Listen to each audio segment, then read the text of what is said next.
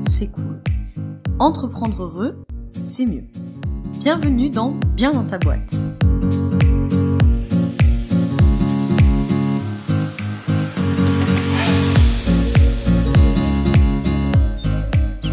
Bonjour à toi et bienvenue dans ce nouvel épisode du podcast Bien dans ta boîte. Je te retrouve aujourd'hui avec l'épisode de la reprise. Reprise après quelques semaines d'arrêt pour cet été 2021 qui m'ont fait le plus grand bien et qui ont bien nourri ma créativité pour te proposer tous les épisodes qui vont sortir là en fait jusqu'à fin 2021 pour accompagner cette fin d'année, ce dernier trimestre, même si on a encore un peu de temps quand même, mais voilà. Avec des belles interviews qui arrivent, également des épisodes solo avec des sujets en tout cas qui m'ont paru fort intéressants, j'espère qu'ils t'intéresseront également. Aujourd'hui pour cet épisode de la reprise, comme tu l'as vu dans le titre, on va parler des 5 points pour bien accompagner un client. Donc cet épisode s'adresse à tous ceux parmi vous, et je sais que vous êtes nombreux et nombreuses, tous ceux qui sont accompagnants, c'est-à-dire consultants, coachs, thérapeutes, travailleurs sociaux, pourquoi pas, etc. Donc même les graphistes, les consultants en communication, etc. Puisque tous ces métiers-là, en fait, ce podcast s'adresse à toutes les personnes qui accompagnent un client d'un point A à un point B. Un être humain. Et dans ce podcast, dans cet épisode, je vais te partager 5 points pour bien, entre guillemets, accompagner un client ou une cliente.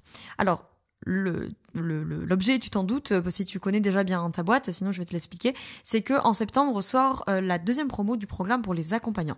Donc c'est un programme que j'ai créé, qui a déjà, c'est sa deuxième édition, il a déjà été testé et éprouvé une première fois, qui s'appelle Trouver ta posture d'accompagnant et qui justement permet aux accompagnants, consultants, coachs, thérapeutes, j'ai des graphistes, j'ai des business managers, j'ai beaucoup de consultantes, des coachs, etc., de travailler leur posture d'accompagnant. Donc, je te mets dans la description le lien vers la page du programme. Si tu veux aller voir, si tu as la curiosité, ça t'intéresse, on peut tout à fait convenir de s'appeler. Tu verras, c'est écrit sur la page pour échanger. Si tu es intéressé par le programme et que voilà, tu as des questions, tu sais pas trop, ça pourrait te convenir. Je tiens juste à préciser que le nombre de places est très limité pour le programme. Je ne prends que 12 personnes, sachant que à l'heure où je t'enregistre cet épisode, c'est-à-dire début août, il y a déjà 5 places qui sont parties alors que le lancement n'a pas commencé. Donc clairement, je ne sais pas au moment du 24 août où j'en serai, mais si tu es intéressé pour attaquer avec la promo qui attaque là le 20 septembre et qui se termine du coup en décembre, on en a pour 3 mois, je t'invite à aller faire un petit tour sur la page qui est dans la description. Bueno, pourquoi c'est important cette histoire de posture ? Être un accompagnant, quand on accompagne un être humain, c'est une très très grande responsabilité.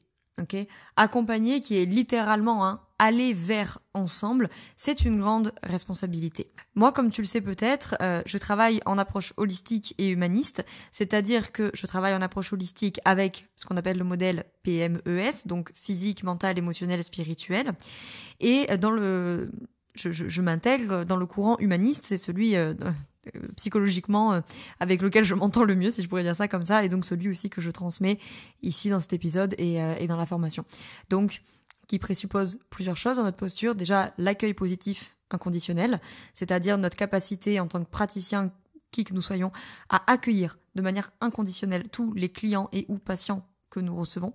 L'empathie littéralement, qui n'est pas la sympathie, qui est vraiment notre capacité à nous mettre à la place de l'autre et à percevoir la situation et la problématique à travers ses yeux, en mettant ses lunettes, c'est-à-dire en regardant la situation avec ses normes, sa culture, ses croyances, etc. Et la congruence qui est vraiment cette capacité du praticien à être congruente avec ce qu'il pense, ce qu'il ressent, ce qu'il verbalise, ce qu'il émet en langage non verbal et ce qu'il perçoit de son client. Donc, mes 5 points que je vais t'évoquer dans ce podcast. Petit 1, je vais détailler bien sûr, pour bien accompagner, il faut travailler sa posture. Pourquoi je casse les pieds à tout le monde avec cette histoire de posture ? Le deuxième truc que je vais évoquer, c'est le fait qu'il y a des bases à connaître qui sont indispensables si on veut bien accompagner quelqu'un. Le troisième point que j'analyserai, c'est la question de réussir l'analyse de la demande d'un accompagnement. Quatrième point, les relances, savoir relancer un client. Et le cinquième point qu'on évoquera, bien entendu, c'est le travail sur soi et la nécessité d'avoir un regard extérieur sur soi. Donc, avant d'attaquer mon premier point, je me permets juste de te demander, si ce fût possible, si tu connais mon podcast, que tu l'aimes bien ou si l'épisode te plaît, que tu es sur iTunes, de laisser 5 étoiles ou un commentaire, par exemple, sur Apple Podcast.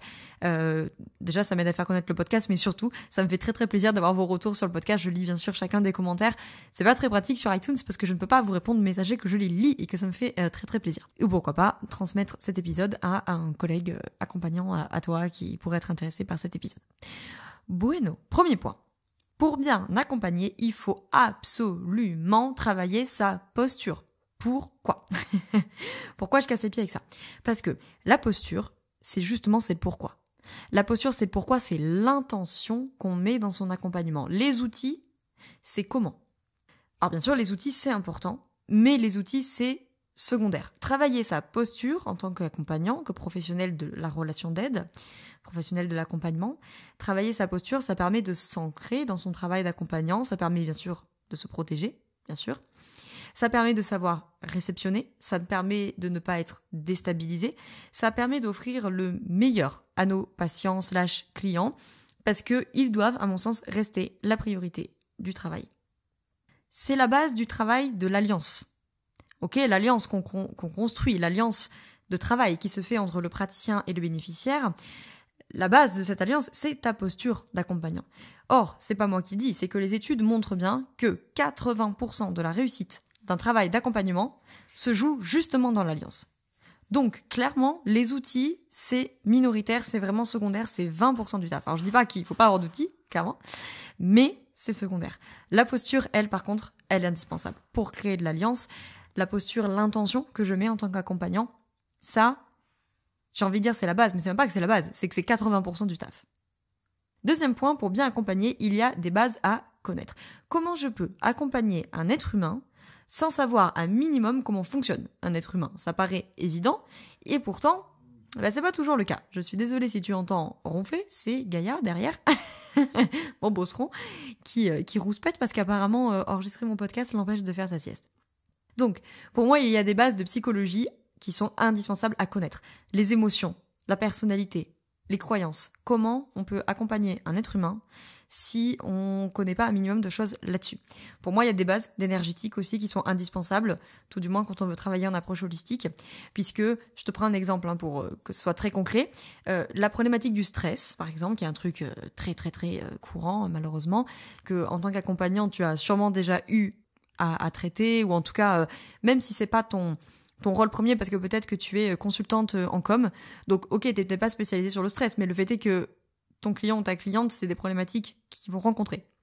Même si toi, tu fais pas la prise en charge parce que tu renvoies vers des confrères psy ou je ne sais quoi, si toi, t'as pas les bases de c'est quoi le stress, comment ça marche dans le corps physique, comment ça marche dans le corps émotionnel, quelles sont les croyances que mon client ou ma cliente peut éventuellement entretenir dans sa tête et qui pourraient peut-être générer ces situations de stress, etc., etc., d'une, tu vas être limité, et de deux, si tu veux travailler en holistique, par exemple, avoir une approche énergétique va te permettre de dire, ok, est-ce qu'on est peut-être sur de la peur, et en quel cas on est plutôt dans le premier centre énergétique, est-ce qu'on est plutôt sur un manque de confiance en ses capacités et en soi, et donc on est plutôt sur le troisième centre énergétique, est-ce que, je sais pas moi, on est sur une difficulté à avoir une vision, par exemple, sur le long terme, et donc du coup, en fait, ton client, il se met à stresser, parce qu'en fait, il n'arrive pas à avoir une vision de sa communication, il n'arrive pas à visualiser ses objectifs, bon. Ça, énergétiquement, on pourrait déjà aller voir sur le 6e centre énergétique ce qui se passe. Donc voilà, pour moi, il y a vraiment des bases qui sont à connaître et qui peuvent vraiment tout changer, en fait, dans un accompagnement et qui vont te permettre d'avoir une approche globale de ton client, de ta cliente et d'être beaucoup plus en précision. Parce que du coup, peut-être qu'au lieu de lutter en disant à ta cliente « mais si, je te dis qu'il faut faire ça sur Instagram ou je ne sais quoi », tu vas peut-être te dire « ok, quel est le problème sous-jacent ?» Ah oui, ok, en fait, je comprends que de ce qu'elle me dit, j'ai l'impression qu'elle n'a pas de vision, elle a du mal à se projeter, donc tiens, pourquoi il y a une difficulté à se projeter ? Est-ce que les valeurs sont claires, par exemple, pour l'aspect plutôt mental ? Est-ce qu'il y a de l'évitement émotionnel pour l'aspect émotionnel ? Est-ce qu'il y a un déficit sur le 6e centre pour l'aspect plutôt énergétique, etc., etc. Donc voilà, ça va te permettre de faire des lectures de plus en plus globales de tes clients et te permettre, toi aussi, bien sûr, de réorienter, de savoir réorienter et de mieux travailler en pluridisciplinarité avec tes collègues. Parce que si t'as pas les bases de psy, par exemple, comment tu fais pour réorienter vers le bon psy ? Vous avez 4 heures pour réfléchir à ça. Le 3e point pour bien accompagner un client, à mon avis, c'est de savoir réussir l'analyse de la demande. Donc l'analyse de la demande, qui, comme son nom l'indique, est le fait d'analyser la demande de travail que ton client, enfin que ton prospect plutôt, va te faire avant de passer au travail. Ça prend la forme d'un appel découvert très souvent, mais bref, il y a un échange. On fait l'analyse de la demande. Une analyse de demande ratée, c'est un accompagnement qui est voué à être à côté de la plaque. C'est super important l'analyse de la demande, parce que l'analyse de la demande, c'est le moment où toi, en tant qu'accompagnant, tu vas pouvoir ce qu'on appelle faire le tour de l'écologie du problème. Ça te permet de voir concrètement quel est le problème, pour qui c'est un problème, quand est-ce que c'est un problème, quand est-ce que ça ne l'est pas aussi. Et en fait, cette analyse de la demande, elle te dit déjà plein de choses. C'est ici, dans le programme par exemple, que je vais vous aider à développer votre compétence d'écoute active si vous en avez besoin, parce que là, cette compétence d'écoute active, elle doit d'ores et déjà permettre aux praticiens d'être à l'écoute et donc de savoir déjà identifier des forces, des valeurs, où est le focus attentionnel du client, par exemple, etc., etc. Donc il y a plein de choses dans cette analyse de la demande qui peut nous être donnée. Bien sûr, c'est là qu'on peut distinguer la demande explicite versus la demande latente. Je te donne un exemple très très concret. Moi, tu sais, j'accompagne des entrepreneurs dans leur bien-être au travail, donc j'ai très très souvent la question de la procrastination, par exemple, en appel découverte. La procrastination, de mon expérience, est très très rarement un problème d'organisation. 95% du temps, on est sur un problème émotionnel, d'évitement émotionnel, même si bien sûr il y a une traduction énergétique à ça. Donc, la demande explicite, c'est Laura, j'ai besoin de toi parce que je procrastine. La demande latente, mais ton client va peut-être pas le formuler comme ça, ton prospect va peut-être pas le formuler comme ça, c'est il y a de l'évitement émotionnel. La demande, l'analyse de la demande permet aussi d'évaluer si on est sur une demande qui correspond à ton accompagnement, en quel cas c'est formidable, ou est-ce qu'on est sur une demande inexistante, une demande ambivalente ou une demande diffuse. Donc bon, on verra tout ça en formation, mais déjà pour te donner une idée, parce que ça c'est un truc que je retrouve souvent chez les participantes ou les participants au programme. Ah ben Laura, j'ai eu tel prospect, machin, mais en même temps, il veut ça, mais il veut pas faire les efforts. Demande ambivalente. Ça, c'est l'exemple typique. Et ça, dans l'analyse de la demande, on doit pouvoir l'identifier tout de suite pour que ça ne te pète pas à la tronche en séance 3, séance 4, séance 7, avec quelqu'un qui, par exemple, va te dire que, je sais pas moi, l'exemple typique, je veux changer de business, je veux changer de vie, je veux changer d'alimentation, mais je veux pas faire d'efforts. Ah, bon, du coup, là, on va avoir un petit problème, tu vois. La demande diffuse, qui est plutôt l'exemple du prospect qui... il veut un peu tout faire et il sait pas concrètement. Voilà, donc la demande diffuse, c'est un peu je suis un peu perdue et puis je voudrais changer plein de choses dans ma vie. D'accord, mais qu'est-ce que tu veux changer? Je sais pas trop, mais il y a plein de choses qui pourraient être changées. Bon voilà, tu vois, la demande est diffuse quoi. La demande inexistante, ça arrive aussi. Ça arrive pas souvent, mais ça arrive. Où en fait, on se rend compte au bout de l'analyse de la demande qu'il n'y a pas une réelle demande d'accompagnement ou pas de ton accompagnement. Voilà, mais que ça relèverait d'un autre professionnel. Donc l'analyse de la demande, c'est vraiment très très important. Tu peux pas réussir ton accompagnement avec ton client si l'étape 0, qui est l'analyse de la demande, elle est foirée, pour X ou Y raison. Donc ça, c'est vraiment très important. Quatrième point, il faut savoir relancer pour bien accompagner son client. Comme je l'ai dit au début, on a une grande responsabilité quand on est un professionnel de l'accompagnement. Les gens nous font confiance. On a la santé des gens entre les mains. Alors pas forcément la santé physique, mais une partie de leur santé. Et donc, on a une grande responsabilité. C'est pas un métier qu'il faut faire comme ça en disant « Ah, c'est bon, j'ai envie d'accompagner les gens. Paf, je vais accompagner les gens. » Il y a des choses avec lesquelles il faut faire attention. Et par exemple, relancer le client, ça s'apprend. Il existe plein de techniques de relance comme l'écho, le jeu de la naïveté, la reformulation. On a plein de techniques. Il n'y a pas de baguette magique. Dans le fait de savoir relancer quelqu'un, il faut beaucoup s'entraîner, mais connaître les relances, connaître quelques principes, c'est quand même important pour pas faire des relances qui tombent à côté de la plaque, par exemple, même si on en fait tous, mais le moins possible, pour ne pas braquer le client, pour maintenir l'alliance qu'on a créée avec lui, puisque on a vu au début de ce podcast que ça, c'est 80% de la réussite de mon travail. Donc, si tu veux que ton client, il soit satisfait, qu'il soit content, 80% de ça se joue dans l'alliance que tu crées avec lui. Donc, si tes relances, elles sont des fois un peu dures, si elles manquent d'empathie, si ça manque de congruence, si ça tombe à côté de la plaque, si tu t'empêtres, ça je peux le voir des fois dans les participantes à la formation qui vont de relance en relance sans forcément avoir un but très clair de où est-ce que je vais avec ces relances-là. Et donc pour le client, ça peut donner l'impression que on sait pas trop où on va, qu'on pose plein de questions, qu'on n'est pas très sûr de nous, etc. Donc voilà, c'est très important. Et puis pour éviter bien sûr les pièges récurrents, concrètement, pour donner un exemple, les questions en pourquoi. Le client ou la cliente qui va te dire qu'elle se sent pas bien actuellement dans son business. Elle se sent pas bien dans son business parce que elle attire que des personnalités qui lui conviennent pas, par exemple. Si là tu commences à dire pourquoi, selon toi, tu attires des personnalités, le piège, c'est que déjà tu peux sortir de la posture parce que tu vas te mettre à investiguer des choses. Il faut savoir, tu vas faire quoi de la réponse, quoi, tu vois. Donc voilà, il y a des pièges comme ça où des fois, bon après ça arrive à tout le monde de foirer des relances, mais des fois, si on n'est pas un peu vigilant sur les relances, on peut s'empêtrer. Tu vas aller dans le pourquoi et tu vas commencer à plus t'en sortir, elle va te commencer à parler de son enfance, bah pourquoi, parce qu'en fait quand j'étais petite, machin, oh là là, et là tu vas peut-être en tout cas plus savoir comment te dépêtrer du truc. Donc relancer, c'est très important. Le dernier point que je voulais évoquer avec toi sur la 5e chose qui permet entre guillemets de bien accompagner, c'est le fait évidemment de travailler sur soi en tant qu'accompagnant et d'avoir un regard extérieur sur soi. Pourquoi je dis ça? Puisque évidemment, encore une fois, on a une responsabilité en tant qu'accompagnant et que tu viens toi aussi dans ce cadre de travail avec tes propres croyances, ton propre passé, tes propres expériences, tes propres éventuels traumas et les projections que tu peux faire. Donc forcément, il va y avoir des cas clients qui vont plus résonner avec toi, qui vont faire écho peut-être à ton passé, à tes difficultés passées ou tes difficultés actuelles. Et là, c'est là tout le travail de la posture. C'est d'arriver à ne pas projeter tes propres tracas, entre guillemets, toutes ces questions que les participantes peuvent avoir dans le programme. Comment je fais les jours où je suis pas bien? Comment je fais quand, je sais pas, moi j'accompagne quelqu'un qui est en difficulté de couple et que moi-même j'ai une difficulté de couple? Comment je fais quand la personne me raconte quelque chose qui est vraiment très difficile et que j'arrive peut-être pas à le réguler, que je pourrais avoir tendance à projeter, etc. Donc évidemment, le travail sur soi, il est très très très important. Le deuxième truc que je voulais évoquer dans cette partie-là, c'est le fameux syndrome du sauveur. Quand on est accompagnant, en tout cas dans ma vision, on n'est pas un sauveur. On est un cocher, au sens de l'étymologie du coach, cocher, qui connaît la route la plus adéquate pour amener des voyageurs d'un point A à un point B. Donc le coach, c'est celui qui connaît des outils et des méthodes qui lui paraissent les plus appropriées, les plus pertinentes pour amener le client du point A au point B. C'est pas un sauveur. C'est pas quelqu'un qui, je sais pas moi, dont tu as besoin aussi. Ça, c'est très important. En tout cas, moi, dans mon programme, c'est très important de viser l'autonomisation des bénéficiaires. Donc voilà, ça, c'est un truc très important. Pourquoi on est accompagnant? On vient quand même tous jouer une part de nous dans ces métiers-là, très souvent. Et je pense que c'est très important d'avoir travaillé sur soi. Voilà, de pas être dans ce syndrome du sauveur. Tu vas pas sauver l'humanité. Le gros travail de l'ego quand on est un accompagnant. En tout cas, moi, je trouve que c'est très important de...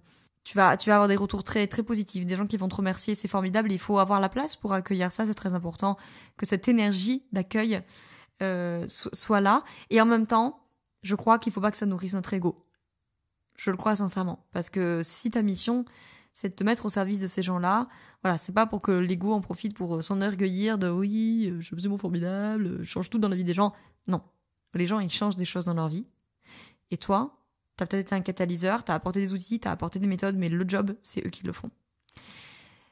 Ça, c'était un exemple sur le syndrome du sauveur, mais évidemment, on peut retrouver plein d'autres problématiques dans la posture d'accompagnant. Mais en tout cas, je pense que c'est très important aussi de faire ce travail sur soi pour ne pas trop polluer, en tout cas, nos séances avec nos clients et nos clientes. Voilà tout ce que je voulais te dire. Combien de temps j'ai fait? Ah, ça va, 19 minutes, c'est pas si long que ça, j'avais peur que ce soit vraiment très très long. Je pourrais dire évidemment plein d'autres choses sur la posture d'accompagnant, mais... 2 choses. La première, c'est que début septembre, il va y avoir donc la semaine de lancement du programme qui aura lieu du 6 au 10 septembre.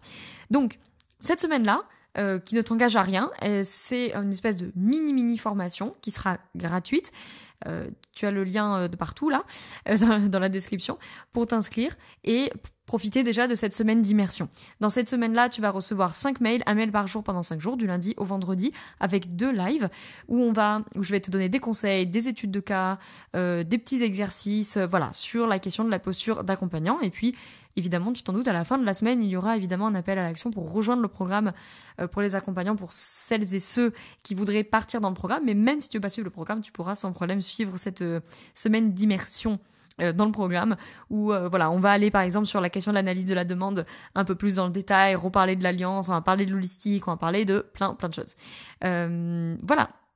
J'espère que ce podcast, malgré tout, t'aura apporté des clés, ou en tout cas peut-être initier des réflexions sur cette posture d'accompagnant qui est absolument merveilleuse, qui est un métier formidable et que je crois il faut faire avec beaucoup de conscience et de justesse. On fait tous du mieux qu'on peut avec l'énergie et le temps qu'on a, mais c'est toujours très important de remettre en question, je pense, notre pratique. J'espère que cet épisode t'a plu. Si c'est le cas, n'hésite pas à me faire un petit coucou en commentaire ou même venir m'en parler sur Instagram ou autre. Je suis toujours contente de savoir que les épisodes vous ont plu. J'espère que ça t'a apporté. J'espère te croiser à la semaine d'immersion du 6 au 10 septembre et pourquoi pas te retrouver lors du programme pour les accompagnants. Je te remercie d'avoir écouté cet épisode jusqu'au bout. Je te souhaite une très belle journée ou une très belle soirée selon quand tu m'écoutes et surtout, je te souhaite d'être bien dans ta boîte. Ciao, ciao.